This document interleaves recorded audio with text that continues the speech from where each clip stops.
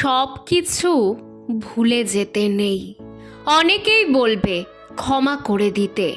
ক্ষমা করে দিলেই যে আপনি মহৎ বা উদার হয়ে যাবেন এমনটাও কিন্তু না।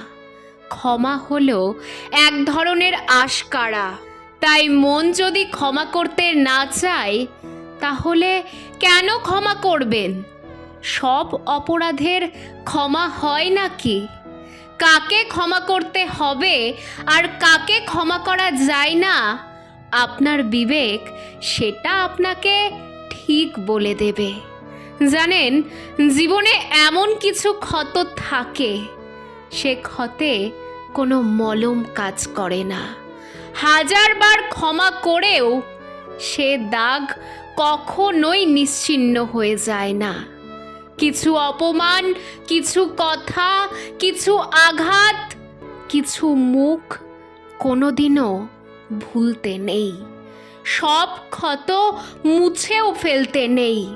যে ভালো করলো, যে ভালোবাসলো, যে সহযোগিতা করলো, তাকে যেমন মনের মধ্যে রাখবেন তেমনি এর উল্টো পথের মানুষগুলোকেও মনে রাখবেন। কাউকে মনের মধ্যে রাখাটা যেমন আপনার কৃতজ্ঞতার প্রকাশ, তেমনি কাউকে মনে না রাখাটাও আপনার আত্মসম্মানের প্রকাশ।